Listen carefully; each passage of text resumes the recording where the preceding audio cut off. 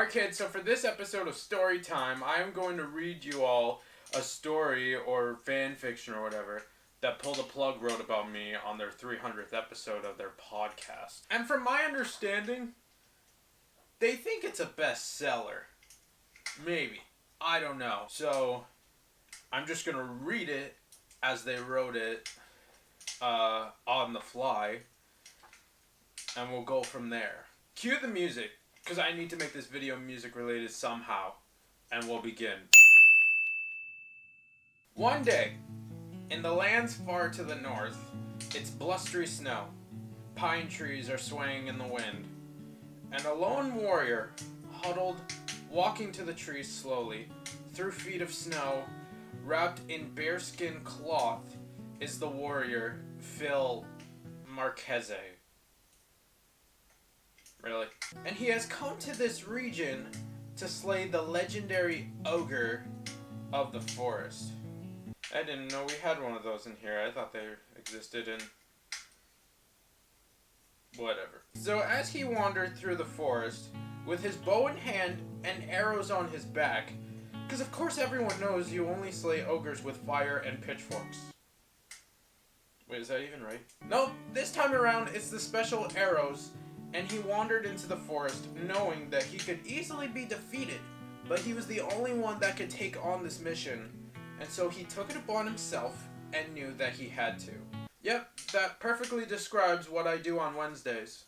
Phil's never scared.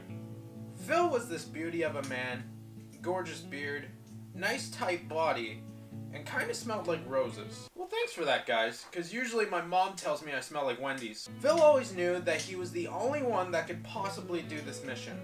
And he was the only one that could do well. Because all his little friends along the way, they just couldn't cut it. Because Phil is that fucking good, he's that fucking talented, and his friends suck. True. So Phil came to a clearing at the edge of the forest. It was this gross swamp, iced over from the cold, and he starts slushing through the marsh and just freezing cold water up to his knees, and his bare skin is coated in mud. No, not the bare skin! And he's almost at the brink. He's like, I gotta turn back. But just as he's about to do that, he squints and sees through the blistering wave of snow a shack. A shack in the middle of the swamp.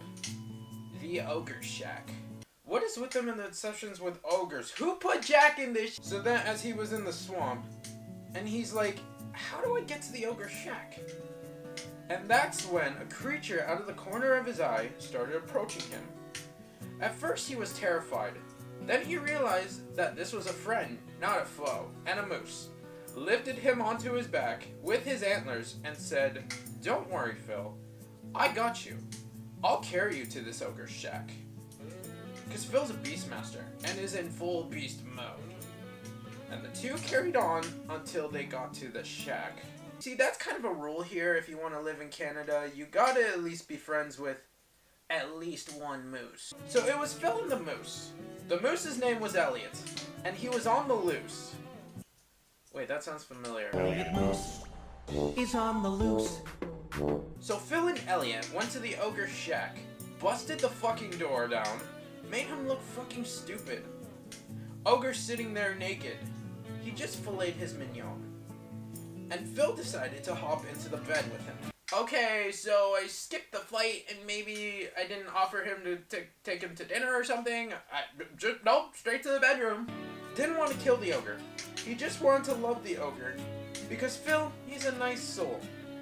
He's hard on the outside, but inside he's very... I'm not going to finish that. Fuck this. And Phil and the ogre just ended up having a little nap together.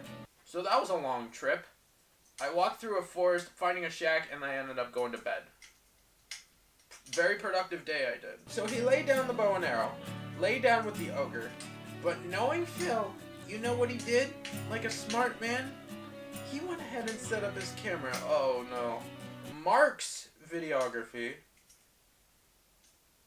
And made sure to capture all those sweet tender moments on film. Oh no. Coming soon to a website near you.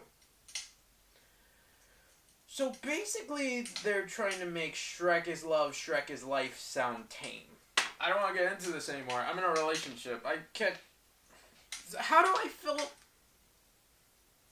What? Meanwhile, outside of the shack, the moose is terrified of the sounds of passion coming from inside the shack. He doesn't know whether to barge in to rescue his friend or to run away in terror, knowing that he'll never be ever to pleasure someone as much as Phil is pleasuring that ogre. I'd run away. I would for sure run away. Or kick the ogre in the ass, I don't know. But the moose lets curiosity get the better of him, and he peers through the window, and he sees Phil's glistening pectoral muscles standing in his glory, satiated, breathing heavily, proud of the work he's done today. I am not proud reading this book. He has brought Beast and Beastmaster together, and I can't think of no greater honor than to remember the legendary Beastmaster than this. That is Phil Marques. And that's when essentially 3 became 1. So, here's my take.